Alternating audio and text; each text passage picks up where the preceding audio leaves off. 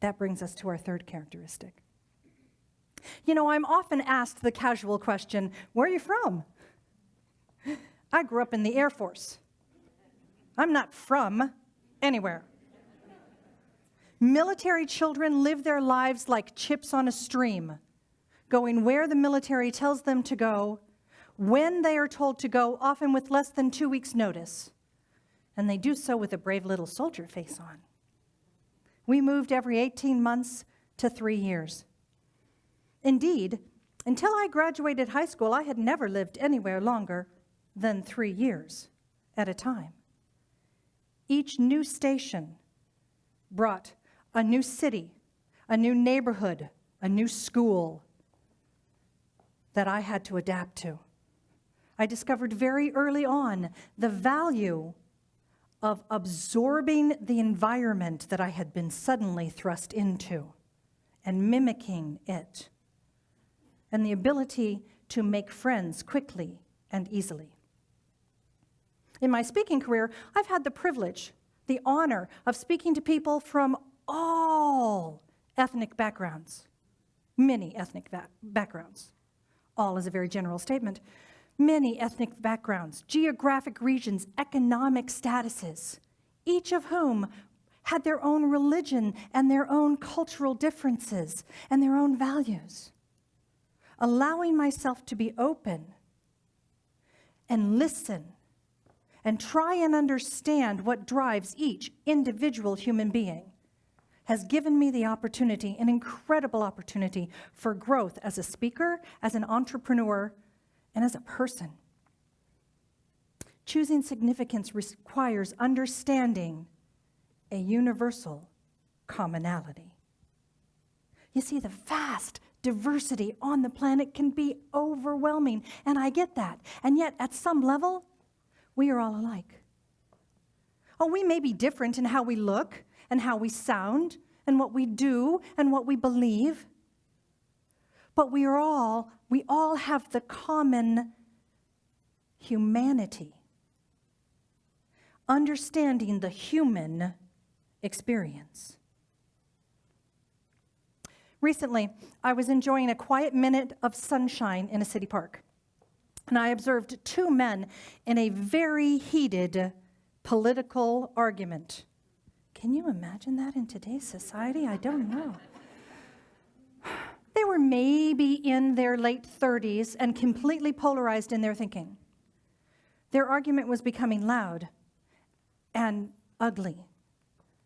I was really afraid it was going to come to blows, and I got up to leave to avoid the noise that had so shattered my peace, when suddenly this toddling little girl ran past them, chasing a ball and laughing. And as she giggled and gamboled, she tripped and went flying and landed hard on the pavement. Immediately, both men got up to take care of her. They made sure that she wasn't hurt too badly. They comforted her. They identified and waved down her mother. They had immediately formed community. They had set aside their differences, naturally, organically, instinctively, to benefit this little girl. Now, after the child was carried away by her grateful mother, I watched them chatting easily, almost sheepishly. Both of them seemed unable to go back to their angry argument. Folks, my life has taught me beyond a shadow of a doubt that there are three sides to every story: yours, mine, and the truth. Folks, each of us expands with knowledge and contracts with ignorance. We are nourished by the same foods and sickened by the same toxins. We are attacked by the same diseases and cured by the same medicines. We all seek happiness and to avoid misfortune. We all laugh and we all cry. We all want good health, to live in a just world, to learn and grow in a safe environment, Love thrills us, and hatred poisons our heart. We all want to be loved and to belong to something bigger than ourselves. 99% of what we are, we have in common with every other human being on the planet.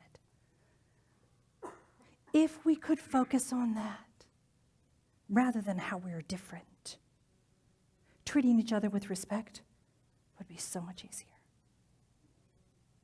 The colonel understood that. He was intentional in challenging both of his daughters to rise above mere success and strive for significance. I am the colonel's daughter.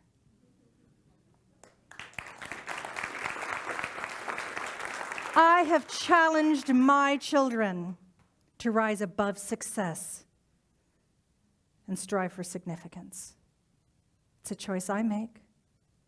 It's a choice you can make. Each and every one of you is faced with that opportunity every morning. Folks, anyone can be successful. Choose to be significant. Thank you. Ladies and gentlemen, certified speaker.